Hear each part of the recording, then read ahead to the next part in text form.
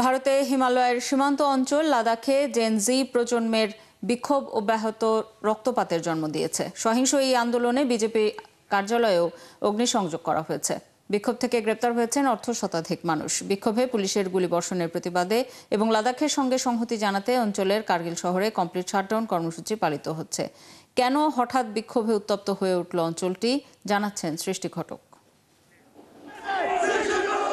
2019 সালে মোদী সরকার জম্মু কাশ্মীরের বিশেষ সাংবিধানিক মর্যাদা ও রাজ্যপদ মর্যাদা বাতিল করে। তখন ওই রাজ্যের 3টি অঞ্চল ছিল: মুসলিম সংখ্যাগরিষ্ঠ কাশ্মীর উপত্যকা, হিন্দু সংখ্যাগরিষ্ঠ জম্মু এবং মুসলিম বৌদ্ধ সমান জনসংখ্যার লাদাখ।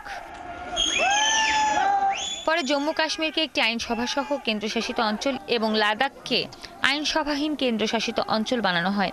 এতে জম্মু কাশ্মীরের জনগণ অন্তত স্থানীয় নেতাদের নির্বাচিত করতে পারে, কিন্তু লাদাখ পুরোপুরি আমলাতান্ত্রিক শাসনে চলে যায়। লাদাখের 90% মানুষ তফসিলি জনজাতি হিসেবে তালিকাভুক্ত। তাই তারা ভারতের সংবিধানের 6ষ্ঠ তফসিলের আওতায় স্বায়ত্তশাসন ও সাংবিধানিক সুরক্ষা চাইছেন, যা উত্তর ভারতের কিছু অঞ্চলে বিদ্যমান। কিন্তু মোদী সরকার এ পর্যন্ত রাজ্য মর্যাদা কিংবা 6ষ্ঠ তফসিলের সুরক্ষা কোনোটিই দিতে রাজি হয়নি। এর ফলে কর্মসংস্থানও কঠিন হয়ে পড়েছে। আগে জম্মু কাশ্মীর একসাথে থাকায় লাদাখের লোকজনও সেখানকার চাকরিতে আবেদন করতে পারতেন। এখন সেটা সম্ভব নয়। লাদাখে সাক্ষরতার হার 97%, যেখানে ভারতের গড় মাত্র 80%। কিন্তু 2023 সালের জরিপে দেখা গেছে লাদাখের স্নাতক ডিগ্রিধারীদের মধ্যে 26.5% বেকার, যা ভারতের জাতীয় গড়ের দ্বিগুণ। এ অবস্থায় ক্ষোভ বাড়তে থাকে তরুণদের মাঝে, যা পরবর্তীতে রূপ নেয় সহিংস আন্দোলনে।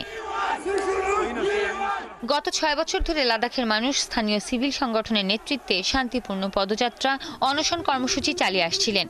তাদের দাবি রাজ্য মর্যাদা পুনঃপ্রতিষ্ঠা ও সাংবিধানিক সুরক্ষা। কিন্তু বুধবার ক্ষুব্ধ তরুণরা শান্তিপূর্ণ আন্দোলন ভেঙে সহিংসতায় জড়িয়ে পড়ে। এদিন সকালে লাদাখ অ্যাপেক্স বডির নেতৃত্বে স্থানীয় আন্দোলনকারীদের অনশন 15তম দিনে প্রবেশ করে। আগের রাতে 2 প্রবীণ অনশনকারীকে হাসপাতালে নিতে হয়। এরপর সংগঠকেরা লকডাউনের ডাক দেন।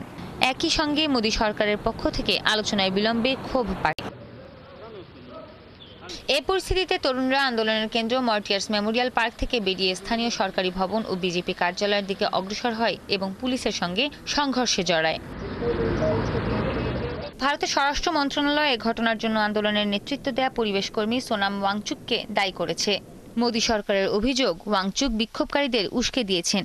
তিনি আরব বসন্তধর্মী আন্দোলন ও নেপালের জেনজি বিক্ষোভের উল্লেখ করে তরুণদের বিভ্রান্ত করেছেন বলে অভিযোগ করা হচ্ছে। তবে ওয়াংচুক জোর দিয়ে বলেন, তিনি কখনোই সহিংসতার আহ্বান জানাননি, বরং সতর্ক করেছিলেন যে দাবিগুলো উপেক্ষা করলে তরুণদের ক্ষোভ ভয়াবহ রূপ নিতে পারে। সৃষ্টি ঘটক, 71।